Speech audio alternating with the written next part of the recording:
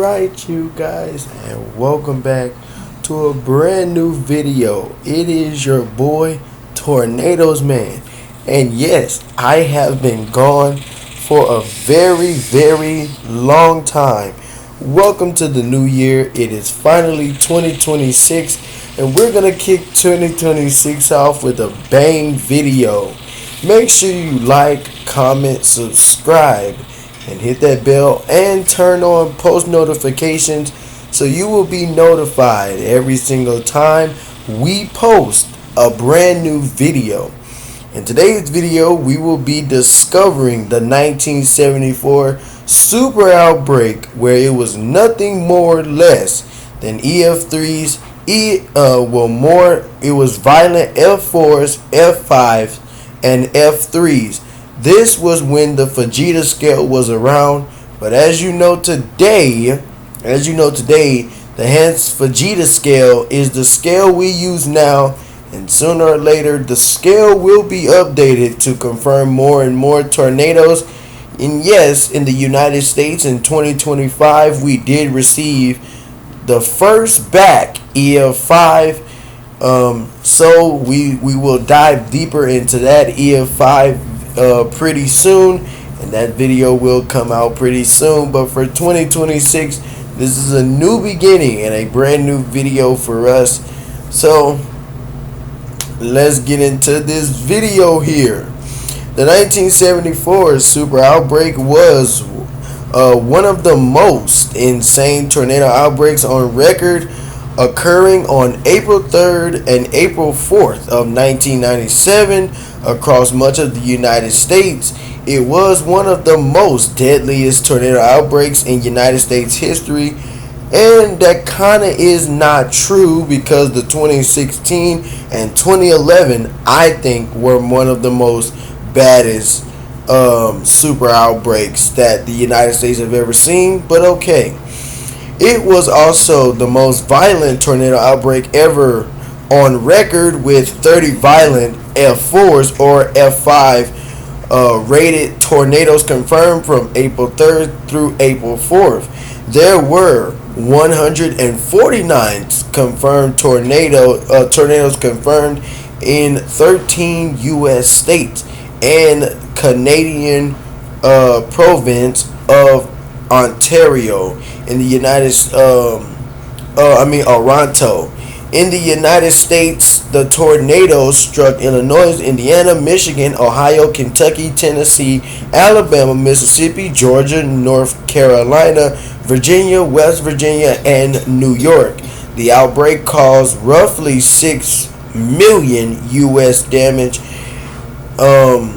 evacuating to 3.83 billion in 2024. In damage, the outbreak exclusively damaged approximately 9 mi,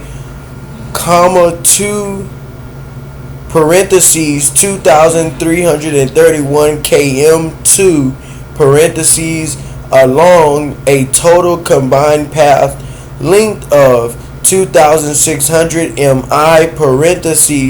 4,184 km. At one point, as many as 15 separated tornadoes were occurring simultaneously. So that is my part. That is the article for today's video, and it's this whole part here. Well, this destruction began from April 3rd through April 4th, 1974. Again, it was 149 confirmed tornadoes rated F5. This took a day, an hour, and 16 minutes, and we are about to see what the damage these tornadoes caused.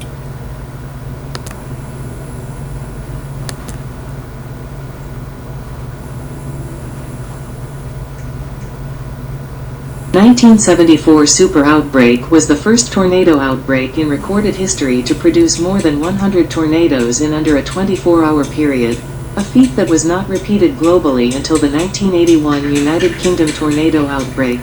7. And in the United States until the 2011 Super Outbreak, the largest outbreak on record by number of tornadoes in a 24-hour period. In 2023, tornado expert Thomas P. Grazilis created the Outbreak Intensity Score, OIS, as a way to rank various tornado outbreaks.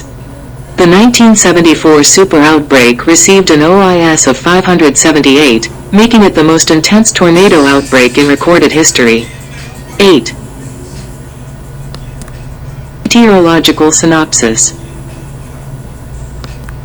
Upper-level winds during the Super Outbreak. Powerful springtime low-pressure system developed across the North American interior plains on April 1st. While moving into the Mississippi and Ohio Valley areas, a surge of unusually moist air intensified the storm further, while there were sharp temperature contrasts between both sides of the system. Officials at NOAA and in the National Weather Service forecast offices were expecting a severe weather outbreak on April 3rd, but not to the extent that ultimately occurred. Several F2 and F3 tornadoes had struck portions of the Ohio Valley and the South in a separate, earlier outbreak on April 1st and 2, which included 3 killer tornadoes in Kentucky, Alabama, and Tennessee. The town of Campbellsburg, northeast of Louisville, was hard hit in this earlier outbreak, with a large portion of the town destroyed by an F3. 9. Between the two outbreaks, an additional tornado was reported in Indiana in the early morning hours of April 3rd, several hours before the official start of the outbreak. 10. On Wednesday, April 3rd, severe weather watches already were issued from the morning from south of the Great Lakes, while in portions of the upper Midwest, snow was reported, with heavy rain falling across central Michigan and much of Ontario. Citation needed. April 3rd.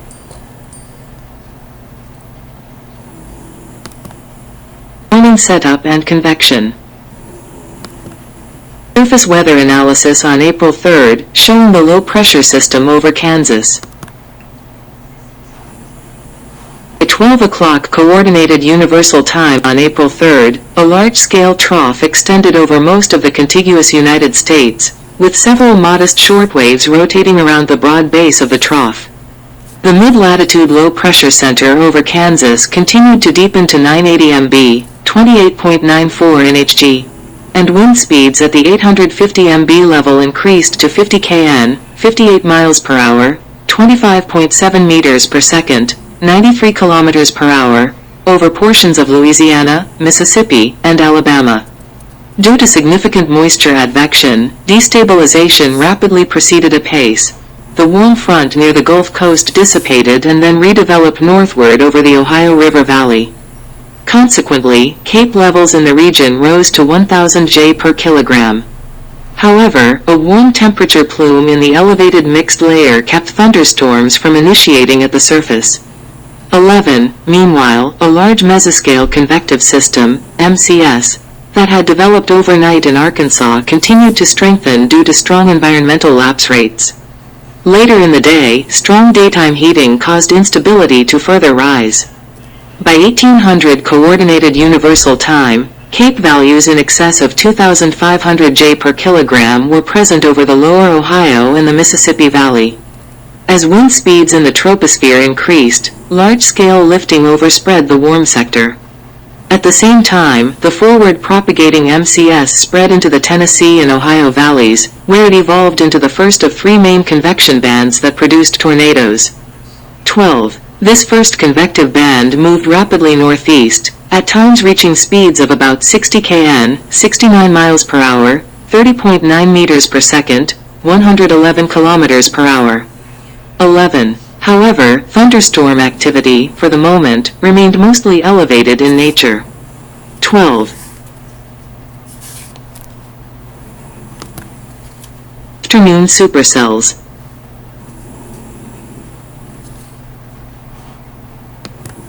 Fatalities by state, province. State, province. Fatalities. Alabama. 77. Georgia.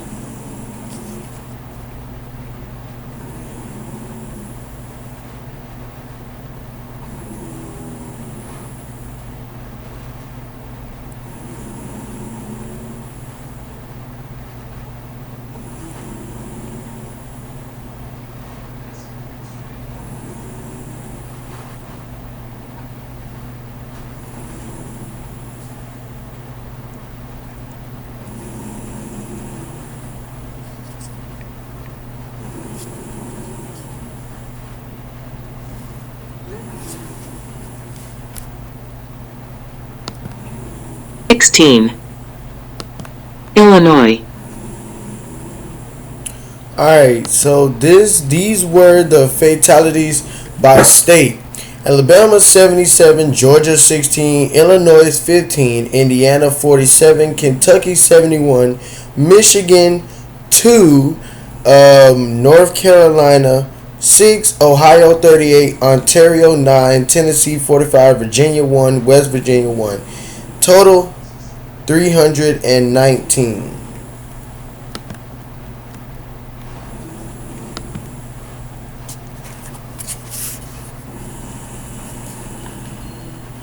By 1630 Coordinated Universal Time, the large MCS began to splinter into two sections. The southern part slowed, lagging into southeast Tennessee, while the northern part accelerated, reaching Pennsylvania by 1930 Coordinated Universal Time. The split was related to several factors, including a band of subsidence over eastern Kentucky and western West Virginia, local downslope winds over the Appalachians, and an inversion over the same area.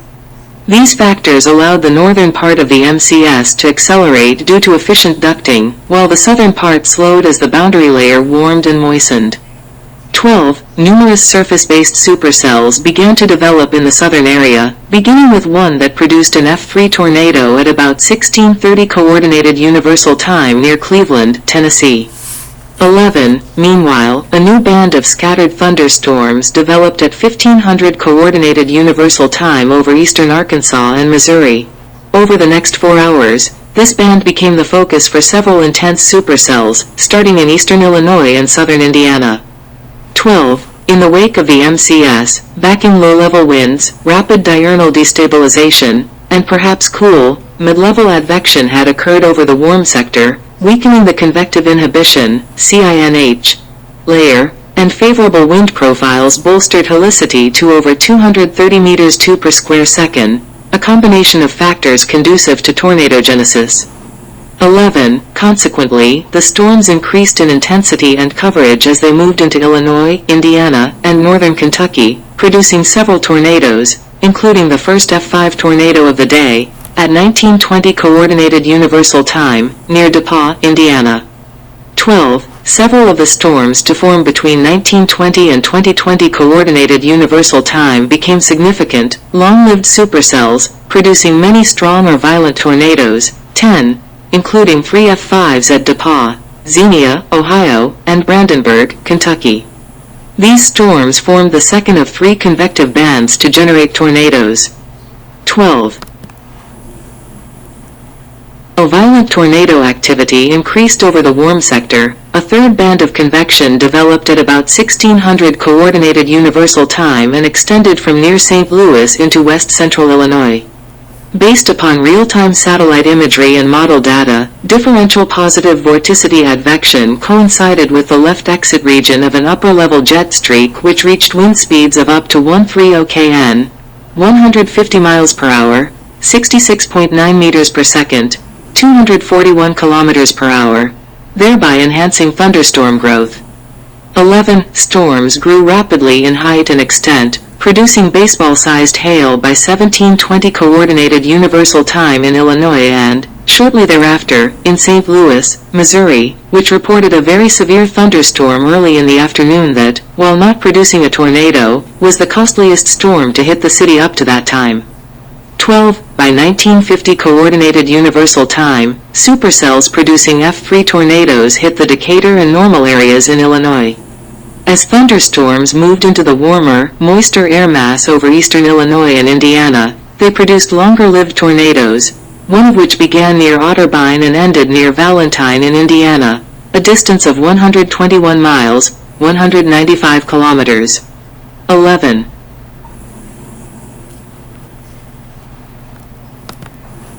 Continued activity. Meanwhile, by 0000 Coordinated Universal Time, the southern half of the first convective band became indistinguishable from new convection that had formed farther south over Alabama and Tennessee in connection with convective band 2. In this area, increasing west-southwesterly wind shear at all levels of the troposphere, juxtaposed over near parallel outflow boundaries, allowed successive supercells, all producing strong, long-tracked tornadoes, to develop unconstrained by their outflow in a broad region from eastern Mississippi to southern Tennessee. 12. These storms, forming after 2300 Coordinated Universal Time, produced some of the most powerful tornadoes of the outbreak, including a large and long-tracked F4 that struck the western and central portions of Alabama, tracking for just over 110 miles, 180 kilometers, two F5s that both slammed into Tanner, causing extensive fatalities, an extremely potent F5 that devastated Gwinn in Alabama, and multiple violent, deadly tornadoes that affected and caused fatalities in Tennessee. 11.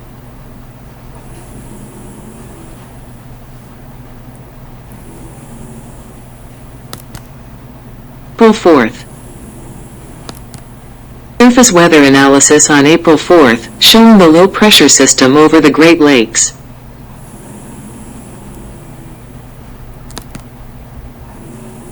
Michigan was not hit as hard as neighboring states or Windsor, although one deadly tornado hit near Coldwater and Hillsdale, killing people in mobile homes. However, thunderstorm downpours caused flash floods, and north of the warm front in the Upper Peninsula, heavy snowfall was reported.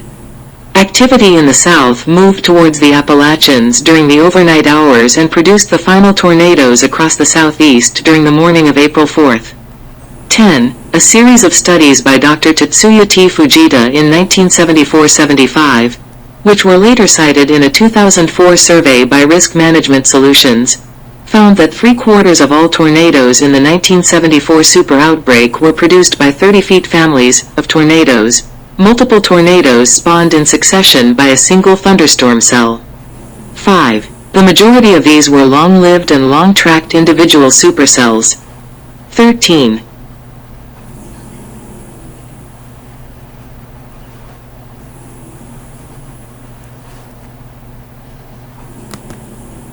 Confirmed tornadoes. Alright.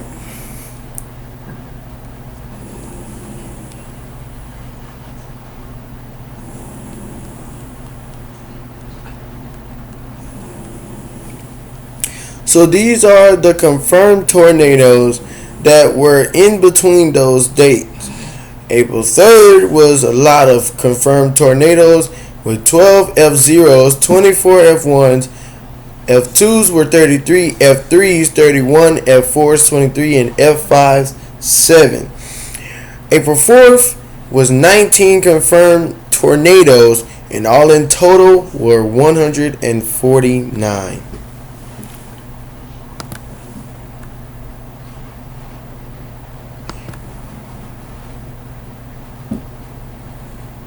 Note: an F3 tornado was confirmed in Ontario. A graphic made by the Storm Prediction Center on the 50th anniversary of the super outbreak.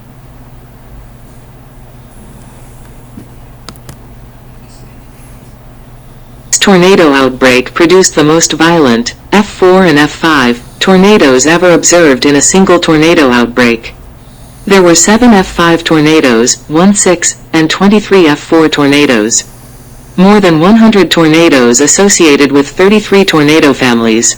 3. The first tornado of the outbreak is disputed, with some sources indicating an isolated F2 in Indiana at 1330 Coordinated Universal Time, while Fujita marked the outbreak's onset at 1810 Coordinated Universal Time with an F0 in Illinois. As the storm system moved east where daytime heating had made the air more unstable, the tornadoes grew more intense. A tornado that struck near Monticello, Indiana was an F4 and had a path length of 121 miles, 195 kilometers, the longest path length of any tornado for this outbreak. A total of 19 people were killed in this tornado. 17. The first F5 tornado of the day struck the city of Depauw, Indiana, at 3:20 p.m. Eastern Daylight Saving Time. It killed 6 and injured 86 others along its 65-mile path, leveling and sweeping away homes in Depauw and Daisy Hill. 10. 7 F5 tornadoes were observed, 1 each in Indiana, Ohio and Kentucky, 3 in Alabama, and the final one which crossed through parts of Indiana, Ohio, and Kentucky. 31 people were killed in Brandenburg, Kentucky, and 28 died in Gwynn, Alabama. An F3 tornado also occurred in Windsor, Ontario, Canada, killing 9 and injuring 30 others there, all of them at the former Windsor Curling Club. 1-8.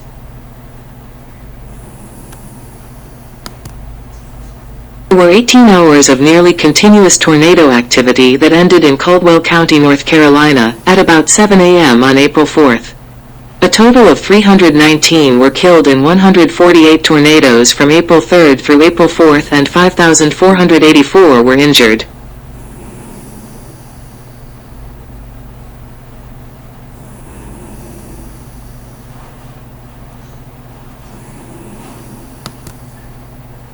The 1974 Super Outbreak occurred at the end of a very strong, nearly record-setting La Niña event. The 1973-74 La Niña was just as strong as the 1998-99 La Niña. Despite the apparent connection between La Niña and two of the largest tornado outbreaks in United States history, no definitive linkage exists between La Niña and this outbreak or tornado activity in general. 19. Some tornado myths were soundly debunked, not necessarily for the first time, by tornado activity during the outbreak. 2-0.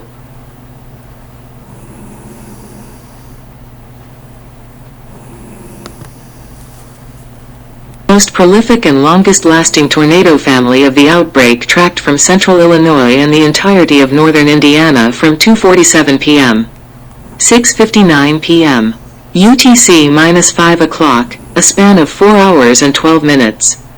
8 tornadoes touched down, including the longest-tracked single tornado of the outbreak, the 121 miles, 195 kilometers, F4 Monticello tornado. 3. However, that tornado may itself have been composed of 3 individual F4 tornadoes. 10.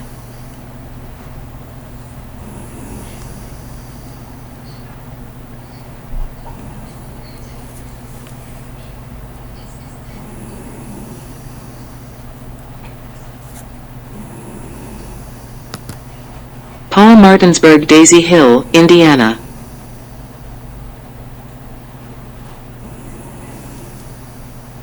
So, this tornado, as we pause for a few minutes, this is the Depauw-Martinsburg-Daisy Hill, Indiana tornado. This tornado was formed on April 3rd, 1974 at 2:16 p.m. and dissipated April 3rd, 1974 at 3:25 p.m. The destruction of this tornado was 1 hour and 9 minutes. Depauw-Martinsburg-Daisy Hill, Indiana. Damage in the Depauw area. Meteorological history. Formed April 3rd, dissipated April 3rd, 1974. Duration 1 hour and 9 minutes. F5 tornado. On the Fujita scale. Overall effects. Casualties 6 fatalities, 7. This was the first in a series of 5 consecutive violent tornadoes produced by a single supercell from southern Indiana into extreme northern Kentucky and then southwestern Ohio. It was also the first F5 tornado out of the 7 during the outbreak. 2-1-22. The tornado initially touched down south of Huffman around 2:16 p.m. CDT and moved along an east-northeast to northeast path. 23-24. 1 person died near the origin point when their mobile home was destroyed. Southeast of Branchville, 1 person died and another was injured while sheltering in a ditch. The bus they were previously in was thrown 50 feet, 15 meters, into the ditch and crushed them. In Crawford County, the tornado grew to over 1 mile, 1.6 kilometers. It skirted by several smaller communities but completely destroyed many rural farms.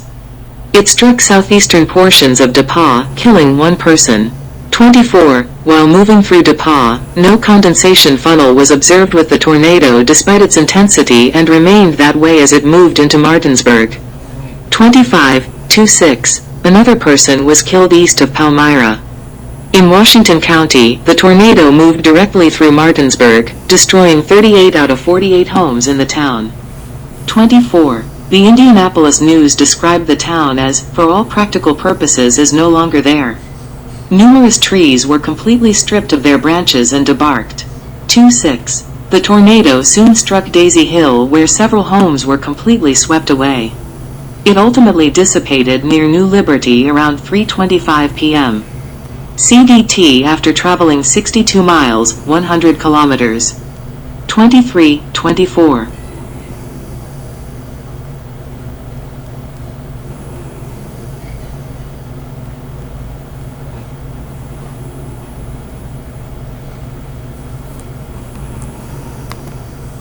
Decatur, Illinois. Alright, y'all. So here is the next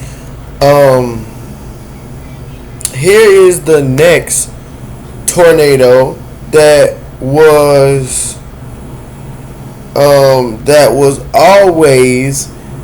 was rated F3. This is the Decatur, Illinois tornado. Decatur, Illinois. Meteorological history. Formed April 3rd, dissipated April 3rd, duration 20 minutes. F3 tornado. On the Fujita scale. Overall effects. Casualties. 1 fatality is greater than or equal to 26 injuries. Damage. $3.2 million, 1,974 United States dollars.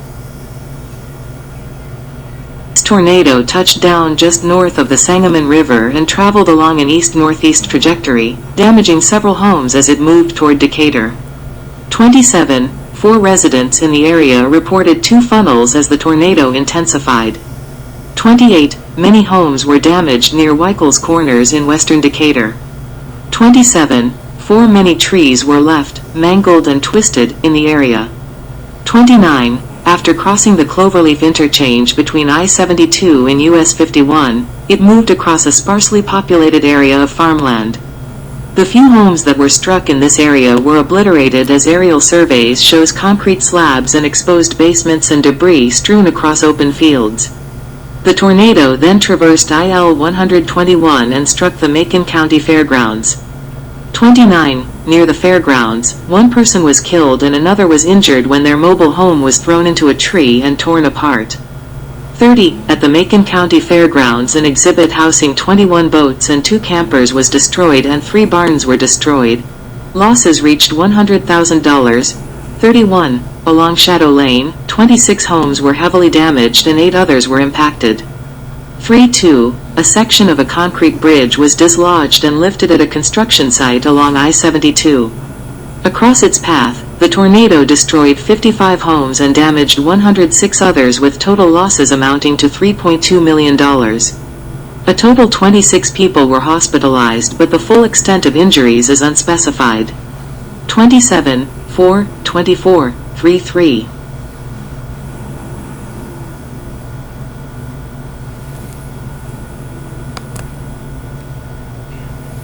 Tornado struck Decatur without warning around 2:45 p.m. CST. A severe thunderstorm warning was issued at 2:43 p.m., tornado sirens were sounded at 2:48 p.m., and a tornado warning wasn't issued until 2:56 p.m., by which time the tornado had cleared Decatur and dissipated near US 51. 28-23, local police established 2 command posts and dispatched officers, including off-duty and auxiliary, to Decatur for patrol duties. 15 firefighters were deployed to check for fires and assist with downed wires, while the street division assisted with debris removal. Representative Edward Rell Madigan, R.I.L., pledged all possible assistance to victims. 28. Electrical service was restored to the city by 8 a.m. On April 4th, with the exception of 35 homes. Cablevision service remained offline due to damaged wires. 34. The American Red Cross set up a relief headquarters at Bowling Springs Church of God with 2 coordinators assisting victims with federal assistance paperwork. A canteen operated by the Salvation Army provided food and Catholic Charities distributed clothing. The Council of Community Services was likely to head long-term relief efforts. 35. All roads in the city were cleared by April 5th. The tornado prompted the addition of additional procedures to an in-the-works emergency preparedness program, which would now include the Inspection and Public Works Department. Faster emergency medical response was identified as a pressing issue, and plans to have a mobile headquarters were made. 3-6. The Macon County Fairgrounds president sought state aid to repair the facility. 31. April 5th, 300-400 volunteers, including farmers from DeWitt and Moultrie counties, gathered at the fairgrounds to help with cleanup across the city. Heavy machinery was used by city crews in the hardest hit areas, while the volunteers focused on less damaged areas. 37. Volunteer work concluded on April 7th, with more than 2,000 people assisting during the 4-day period. 38. Several people suffered cuts from sheet metal while clearing debris. 37. The tornado was described as the worst to ever hit Decatur. 3-9. Alright, y'all. So here is the other part.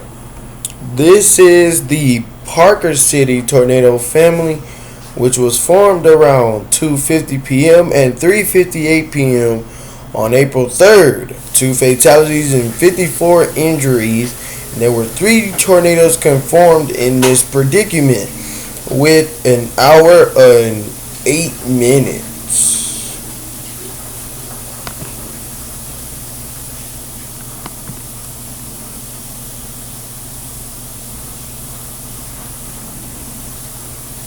These 3 tornadoes in east-central Indiana were part of the 7th tornado family described by Abbey and Fujita in 1981.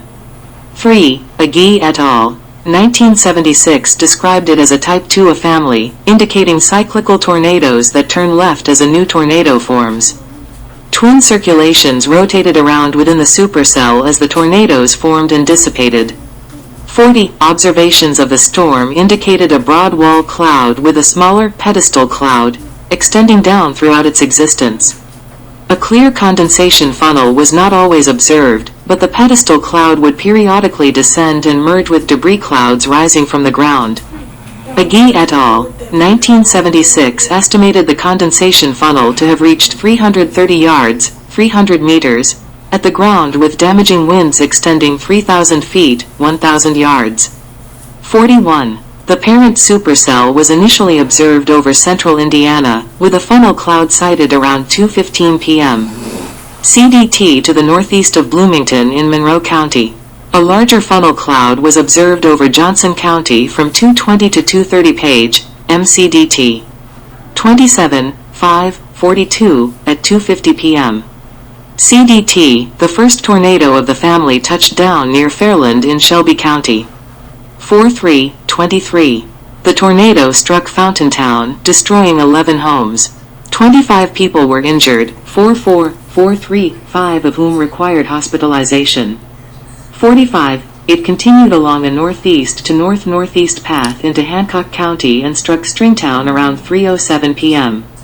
CDT. A church had its roof torn off, 5 homes were damaged, and a bus was lofted into a tree.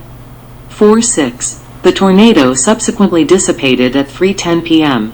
CDT after traveling 17 miles, 27 kilometers.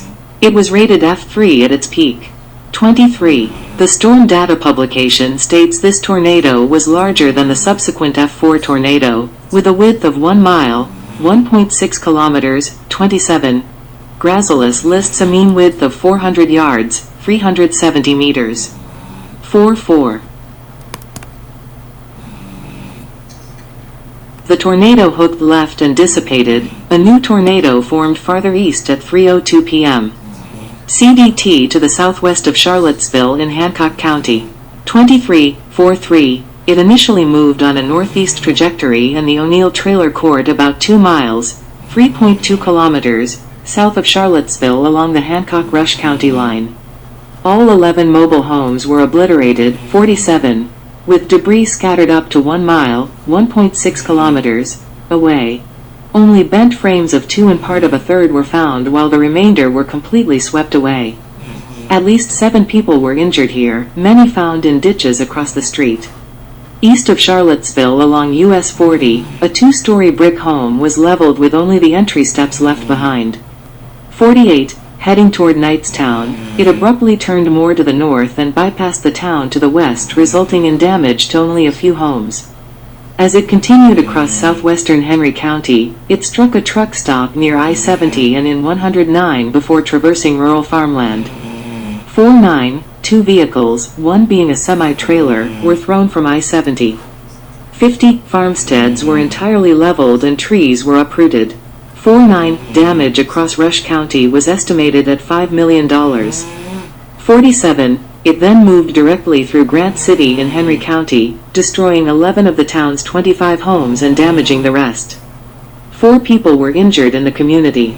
48, after crossing more farmland, newspaper reports indicate the tornado lifted as it approached Kennard, only to touch back down on the west side of town. 49, Kennard suffered extensive damage with 70% of the town damaged or destroyed. Much of the northern portion of town was severely damaged. Homes in the town were leveled, with 48 destroyed overall, and the upper half of a 2-story brick elementary school was swept away. 49, a pregnant woman was injured and subsequently had a premature birth. The infant did not survive. 17 people were injured. 43, northeast of Kennard, more farms were damaged. Between Mount Summit and Moreland, the ceiling of a high school collapsed. 49, the tornado dissipated at 3:20 p.m. CDT after traveling 20 miles, 32 kilometers. It was rated F4 at its peak. 23.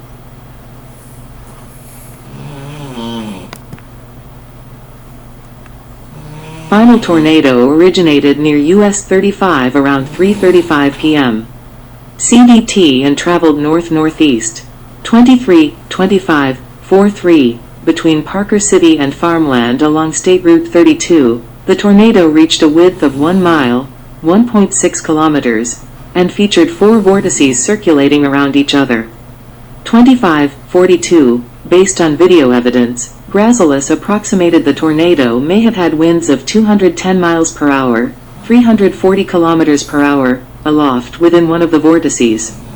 This was based on the forward speed of the tornado, the velocities of the smaller vortices rotating around the mean center of the tornado, their velocity rotating around each other. 51. In this area, the Monroe Central Junior-Senior High School, a large, steel-reinforced building, was mostly destroyed. 25. The Muncie Star stated, a greater tragedy was avoided, as hundreds of students were dismissed to go home just 20 minutes before the tornado struck. Only the principal and several teachers remained, taking refuge in the boiler room. All east-facing walls and large portions of the roof of the school collapsed. 9 cars were thrown into the building from the parking lot.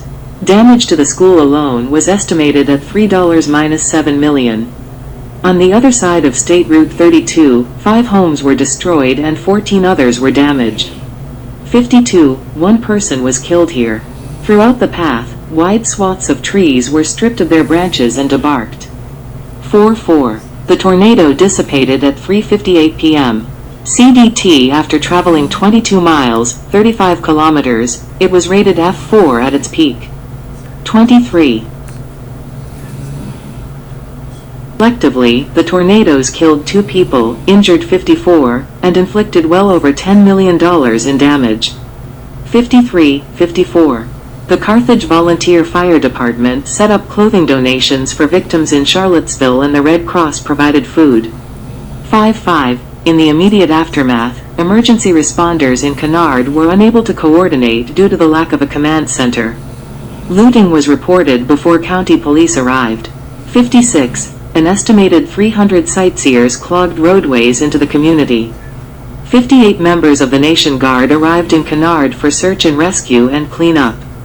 The Red Cross assisted residents with applying for relief aid, with 20 volunteers arriving within a day of the tornado. 7. Displaced persons were sheltered at a community center and elementary school in Greensboro. 56.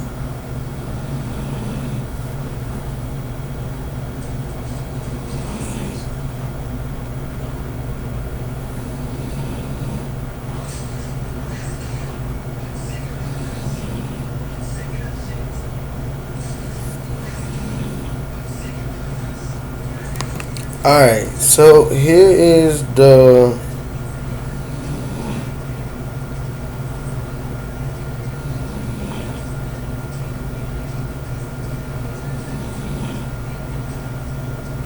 here are the other tornadoes.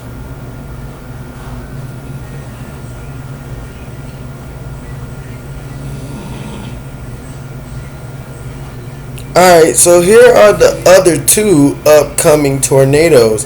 Here's first the Hanover, Madison, Indiana tornado. This tornado was rated F4 and it was 47 minutes. The other tornado is the Brandenburg, Kentucky F5, which was rated 52 minutes.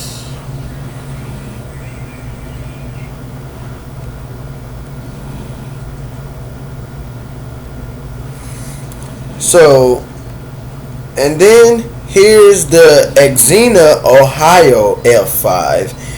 That tornado is interesting. And here's the Rising Sun, Indiana Taylor Sport, Kentucky, Cincinnati, Schuyler Park, Ohio F5. That is a long name for a tornado. I don't even know how they were able to put all of that in one. But let's listen to these three tornadoes. The Depauw F5 tornado weakened. The same supercell spawned a second tornado to the east at 3:19 p.m. just northeast of Henryville in Clark County. It moved generally east-northeast and entered Scott County, killing one person there. 4-4, as the tornado approached Chelsea, it grew to an estimated 0.75 to 1 mile, 1.21 to 1.61 kilometers, wide and swept away many homes. 2-6, doctors at the Madison State Hospital observed two funnels merge as the tornado struck Hanover. 5-8, Hanover College was largely destroyed. A few students were injured and damage to the college alone reached $10 million. 4-4, at a housing development in Hanover, 71 of the community's 75 homes were leveled, with a state trooper likening the destruction to an atomic bomb testing ground. 5-9. Tornado reached its peak strength as it struck Madison, where large, expensive homes were completely destroyed. Roughly 300 homes were destroyed in northern Madison and 7 people were killed. 4-4-6-0. The 6-story Indiana-Kentucky Electric Company Clifty Creek Power Plant was almost completely leveled north of Madison, with only 3 smokestacks left standing amid a 2-story pile of debris. A large swath of trees were snapped and crushed nearby the plant. 2-6. The Madison State Hospital suffered $600,000 in damage, with 1 patient and several maintenance buildings were destroyed. 5-8. 3 people were killed near China. 4-4-6-0. Total of 11 people were killed, 190 others were injured, and damage reached $35 million. 4-4, doctors from the damaged Madison State Hospital were sent to Hanover to assist victims. 30 people were rescued from basements. The hospital provided shelter for 29 residents. 5-8-6-1. The tornado had a peak width of 700 to 1,760 yards, 640 to 1,610 meters. 6-2-6-3. Hardinsburg, Brandenburg, Kentucky. Alright, so this is the other tornado.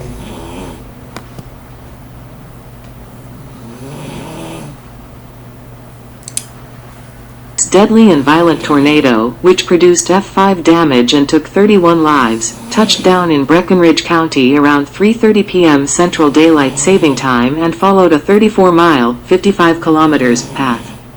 10. The tornado first moved across the north edge of Hardinsburg, inflicting F3 damage to homes at that location.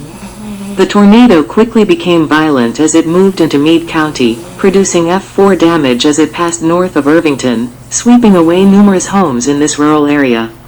Vehicles were thrown hundreds of yards from residences and mangled, and a few were completely wrapped around trees.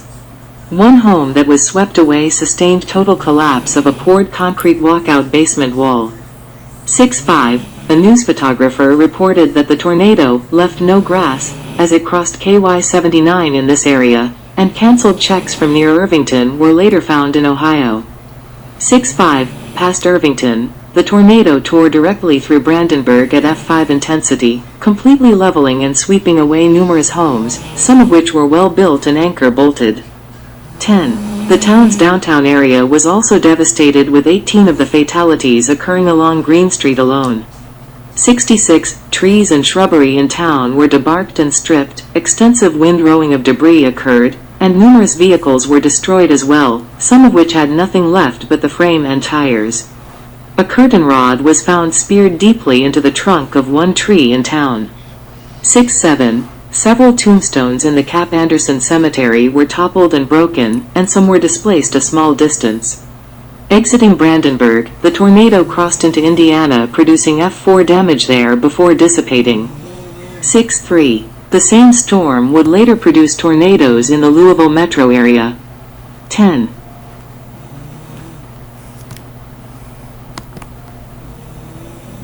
The tornado struck on April 3, 1974. Many of the Brandenburg residents at that time had also experienced a major flood of the Ohio River that affected the area in 1937, as well as numerous other communities along the river, including Louisville and Paducah. The Brandenburg tornado is the only tornado to have officially produced documented F5, EF5 damage in the state of Kentucky, with the 1971 Gosser Ridge, Kentucky tornado being rated F5 by the National Oceanic and Atmospheric Administration and the Nuclear Regulatory Commission, before being downgraded to F4 after 2000. 68. Xenia, Ohio. Alright, so here's the other tornado.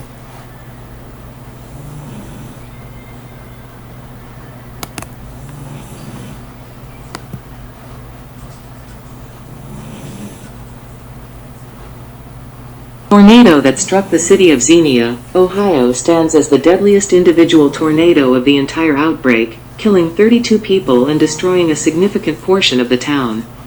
10. The tornado formed near Bellbrook, Ohio, southwest of Xenia, at about 4:30 p.m. Eastern Daylight Saving Time. It began as a moderate-sized tornado, then intensified while moving northeast at about 50 miles per hour, 80 kilometers per hour. The tornado exhibited a multiple vortex structure and became very large as it approached town. The massive tornado slammed into the western part of Xenia, completely flattening the Windsor Park and Arrowhead subdivisions at F5 intensity, and sweeping away entire rows of brick homes with little debris left behind in some areas. Extensive windrowing of debris occurred in nearby fields. 6-9. The storm reached central Xenia at 4:40 p.m. Apartment buildings, homes, businesses, churches, and schools including Xenia High School were destroyed. Students in the school, practicing for a play, took cover in the main hallway seconds before the tornado dropped a school bus onto the stage where they had been practicing and extensively damaged the school building. 10-7-0, several railroad cars were lifted and blown over as the tornado passed over a moving Penn Central freight train in the center of town. 71, it toppled headstones in Cherry Grove Cemetery, then moved through the length of the downtown business district, passing west of the courthouse, which sustained some exterior damage. Numerous businesses in downtown Xenia were heavily damaged or destroyed, and several people were killed at the A&W Root beer stand as the building was flattened. Upon exiting Xenia, the tornado passed through Wilberforce, heavily damaging several campus and residential buildings of Wilberforce University. 71, Central State University also sustained considerable damage, and a water tower there was toppled. Afterwards, the tornado weakened before dissipating in Clark County near South Vienna, traveling a little over 30 miles, 48 kilometers. A total of 32 people lost their lives in the tornado, and about 1,150 were injured in Xenia, several of whom took proper shelter. In addition to the direct fatalities, 2 Ohio Air National Guardsmen deployed for disaster assistance were killed on April 17 when a fire swept through their temporary barracks in a furniture store. The memorial in downtown Xenia lists 34 deaths, in honor of the 2 guardsmen. 7-2, 7-3. About 1,400 buildings, roughly half of the town, were heavily damaged or destroyed. Damage was estimated at $100 million United States dollars, $471.7 million in 2013 dollars. 74. Dr. Ted Fujita and a team of colleagues undertook a 10-month study of the 1974 Super Outbreak. Fujita initially assigned the Xenia tornado a preliminary rating of F6 intensity plus or minus 1 scale, 75, before deeming F6 ratings inconceivable.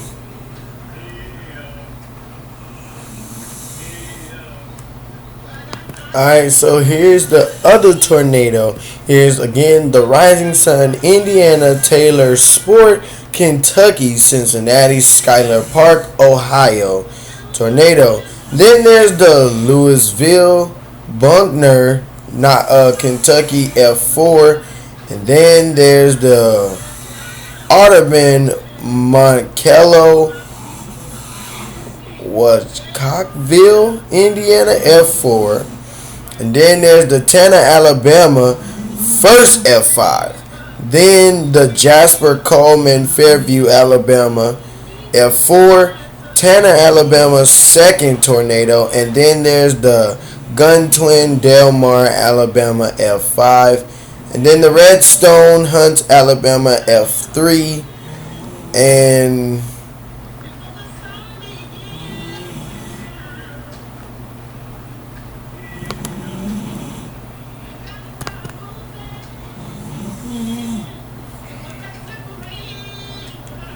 Small and violent tornado was part of a series of tornadoes that earlier struck portions of southern Indiana from north of Brandenburg, Kentucky, into southwest Ohio.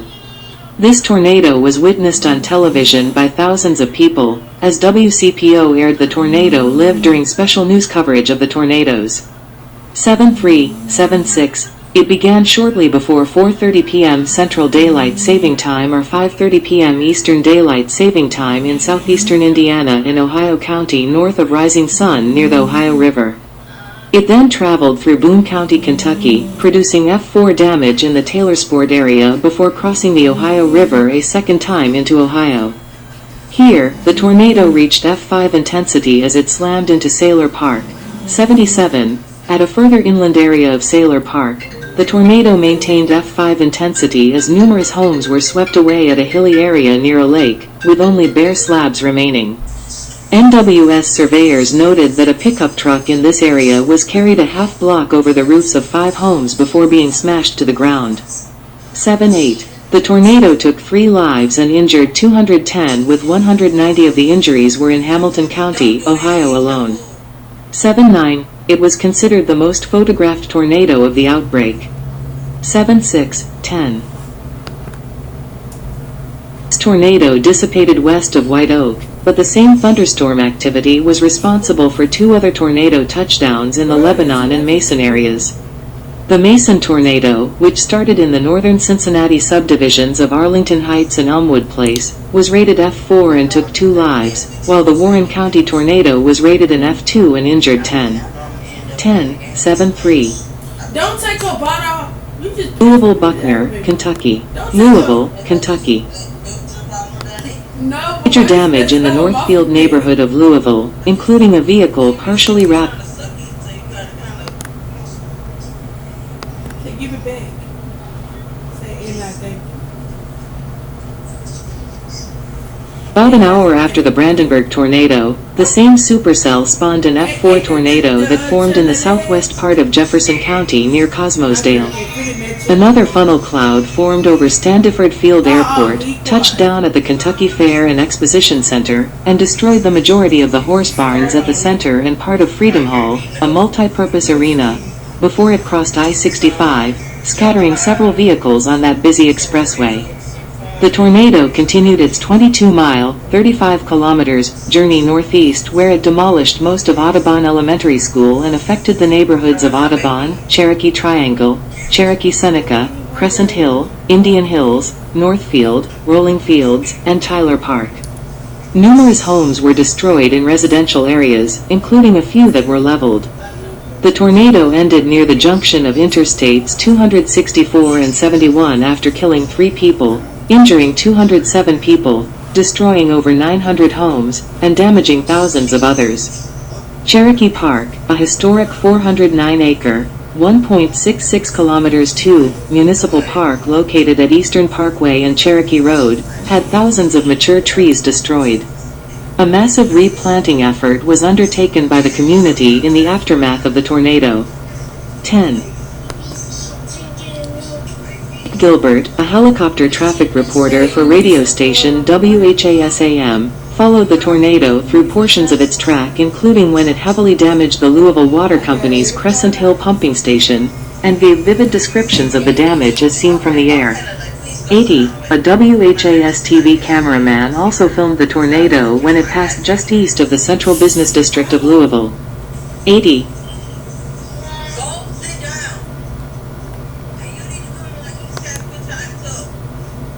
WHAS-AM broke away from its regular programming shortly before the tornado struck Louisville and was on air live with John Burke, the chief meteorologist at the National Weather Service's Louisville office at Standiford Field when the tornado first descended. The station remained on the air delivering weather bulletins and storm-related information until well into the early morning hours of April 4th.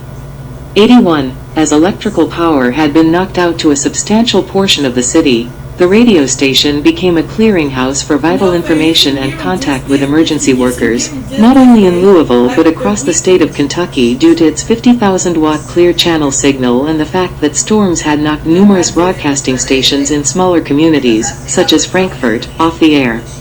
Then Governor Wendell Ford commended the station's personnel for their service to the community in the time of crisis, and Dick Gilbert later received a special commendation from then-President Richard Nixon for his tracking of the tornado from his helicopter. 8-2.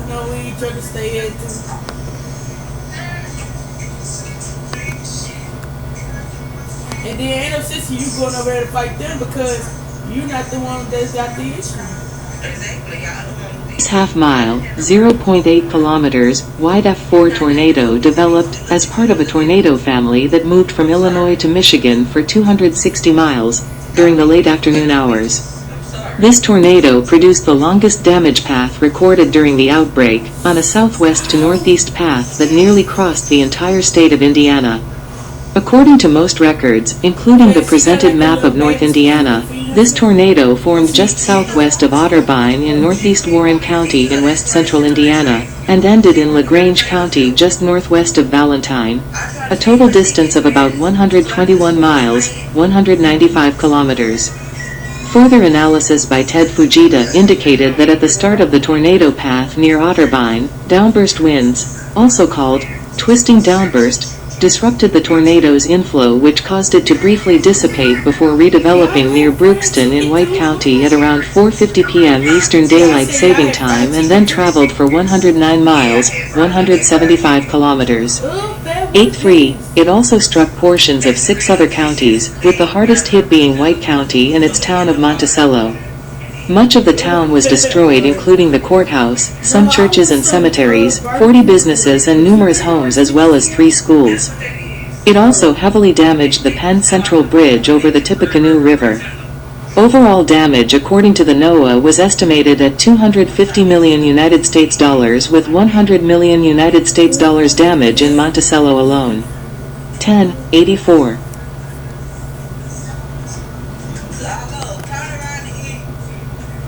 After the tornado struck Monticello, the tornado reached peak strength and completely leveled several farms northwest of town.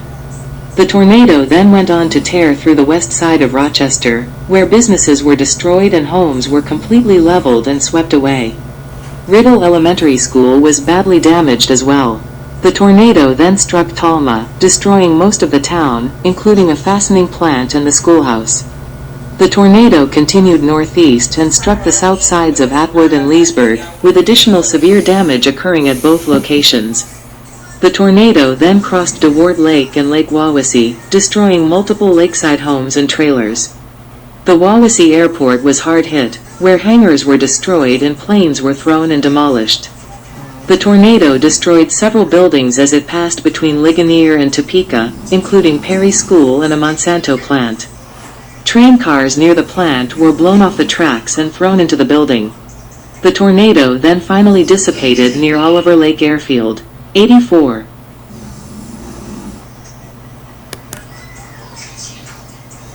Total of 18 people were killed during the storm, including 5 people from Fort Wayne when their minibus fell 50 feet, 15 meters, into the Tippecanoe River near Monticello. 1 passenger did survive the fall. 85. 5 others were killed in White County, 6 in Fulton County and 1 in Kosciuszko County. 86. The National Guard had assisted the residents in the relief and cleanup efforts, and then Governor Otis Bowen visited the area days after the storm. One of the few consolations from the tornado was that a century-old bronze bell that belonged to the White County Courthouse and served as timekeeper was found intact despite being thrown a great distance. 87. The tornado itself had contradicted a long-time myth that a tornado would not follow terrain into steep valleys, as while hitting Monticello, it descended a 60-foot, 18 meters, hill near the Tippecanoe River and heavily damaged several homes immediately afterwards. 20.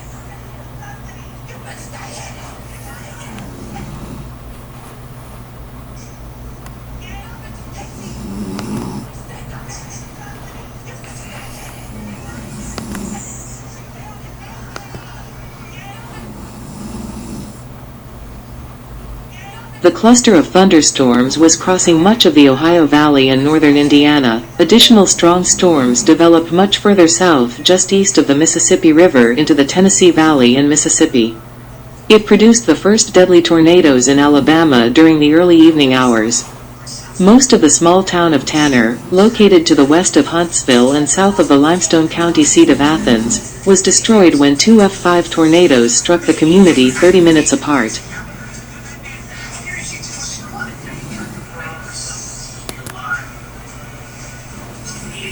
First tornado formed at 6:20 p.m. Central Daylight Saving Time in Lawrence County, Alabama, and ended 61 minutes later in Madison County, Alabama, killing 28 people. The tornado first touched down near the small community of Mount Hope, 88, and then tracked into Mount Moriah, where the tornado rapidly intensified and swept away homes and hurled fleeing vehicles, and where a family of 6 were killed. Further along the track, many homes were swept away near Moulton. 89. In one case, the destruction was so complete that a witness reported that the largest recognizable objects among scattered debris from an obliterated house were some bed springs. 90. The tornado crossed into Morgan County, causing additional destruction in rural areas near Hillsborough and Trinity. 91. The tornado then continued into Madison County and struck the Capshaw and Harvest areas. 10. Numerous homes in Harvest and surrounding rural areas of the county were swept completely away and scattered, and extensive windrowing of debris was noted. A bathtub from one residence was found deeply embedded into the ground. Past Harvest, the tornado abruptly dissipated northeast of town, having a peak width of 500 yards. 92, 93.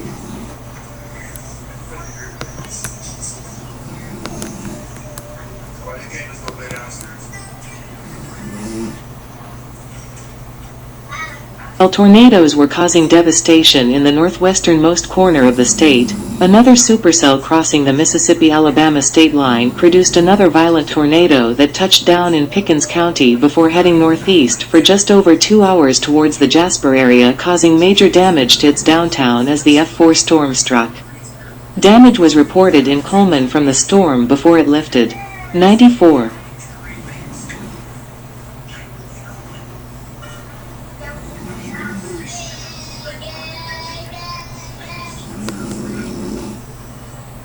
Jasper tornado first touched near Aliceville, producing scattered damage as it tracked northeastward. The damage became more intense and continuous as the tornado entered Tuscaloosa County. The tornado continued to strengthen south of Barry, and 2 people were killed near the Walker County line when a church was destroyed. The tornado tore directly through downtown Jasper at 6:57 p.m., resulting in severe damage and at least 100 injuries. Numerous buildings and storefronts were heavily damaged in downtown Jasper, and many streets were blocked with trees and power lines.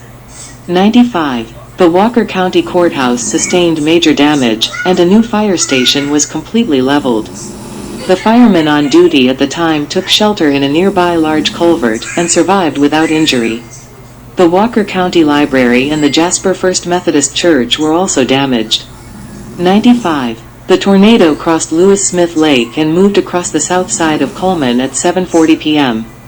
Multiple homes and shopping centers were damaged or destroyed in the area, resulting in 1 death and 36 injuries. The tornado finally dissipated northeast of Coleman a short time later. 96. Total, the storm took 3 lives, but injured 150 residents of Jasper or Coleman. 500 buildings were destroyed, with nearly 400 other buildings severely damaged. At the same time, a third supercell was crossing the state line near the track of the previous 2. 96.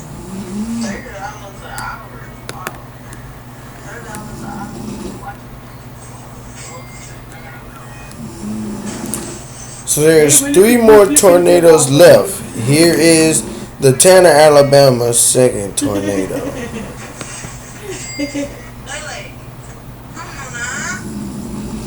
While rescue efforts were underway to look for people under the destroyed structures, few were aware that another violent tornado would strike the area. The path of the second tornado, which formed at 7:30 p.m. Central Daylight Saving Time, was at least 50 miles in length and had a peak width of 500 yards. The storm formed along the north bank of the Tennessee River less than a mile from the path of the earlier storm, with much of its path very closely paralleling its predecessor as it tore through Limestone and Madison counties. 16 people were killed by this second tornado. Tanner was the first community to be hit, and many structures that were left standing after the first tornado were destroyed in the second one. A man injured at Lawson's trailer park in the first tornado was taken to an area church, which collapsed in the second tornado, killing him. 10.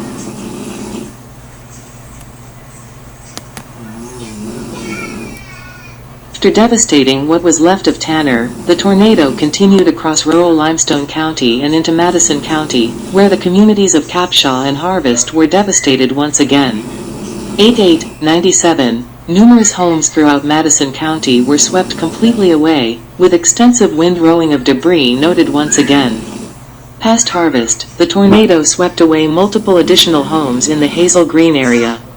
9-3. The tornado continued northeastward through rural portions of Madison County before crossing into Tennessee, where major damage and 6 deaths occurred in Franklin and Lincoln counties before the tornado dissipated in Coffee County. 2 of the fatalities in Tennessee occurred when a church was destroyed during service. 98. The death toll from the 2 tornadoes was over 45 and over 400 were injured.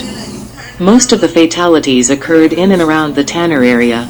Over 1,000 houses, 200 mobile homes and numerous other outbuildings, automobiles, power lines and trees were completely demolished or heavily damaged.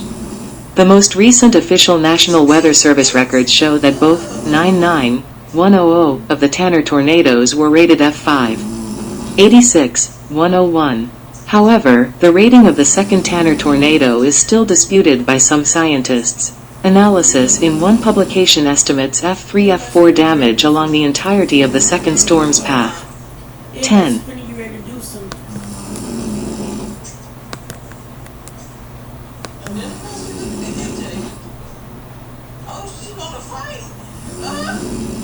This fast-moving nighttime tornado, which devastated the town of Gwynn in Alabama, was the longest-lasting F5 tornado recorded in the outbreak, and considered to be one of the most violent ever recorded. The tornado traveled over 79.5 miles, 127.9 kilometers, from the town of Vernon, Alabama, to just south of the small town of Basham, before lifting just after 10:55 p.m. Central Daylight Saving Time. 10. It formed at around 8:50 p.m. Central Daylight Saving Time near the Mississippi-Alabama border, north of the town of Vernon, striking the Monterey Trailer Park, resulting in major damage at that location. 95. The tornado then became violent as it approached and entered Gwynn, with multiple areas of F5 damage noted in and around town. 10. The tornado first struck the Gwynn mobile home plant as it entered the town, completely obliterating the structure. The town's downtown area was also heavily damaged, with many brick businesses and 2 churches completely destroyed.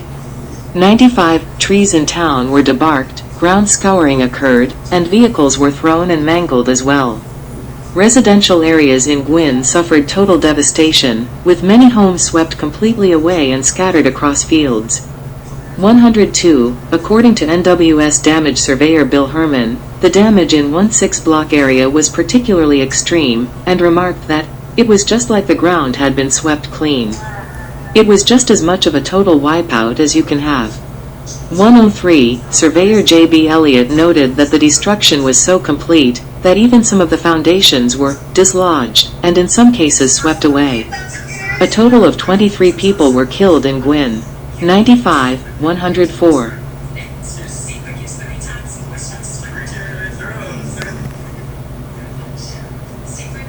Tornado continued past Gwynn and struck the small community of Twin, destroying numerous homes, mobile homes, and businesses at that location, though the damage was less intense than that observed in Gwynn. Crossing into Winston County, the tornado struck the small community of Delmar, destroying additional homes and killing 5 people. Mobile homes in Delmar were obliterated, with their frames wrapped around trees. 95. Past Delmar, the tornado grew up to a mile wide as it tore through the William B. Bankhead National Forest, flattening a huge swath of trees.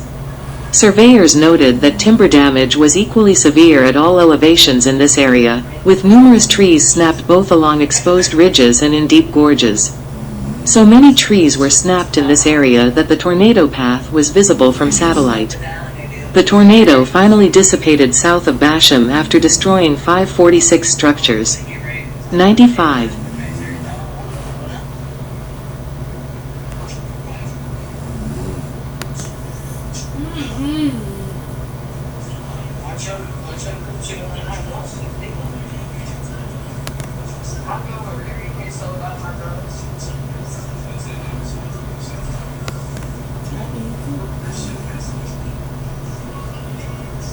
Huntsville was affected shortly before 11 p.m. Eastern Daylight Saving Time by a strong F3 tornado produced by the same thunderstorm that produced the Gwynn tornado. This tornado produced heavy damage in the south end of the city, eventually damaging or destroying nearly 1,000 structures. 105.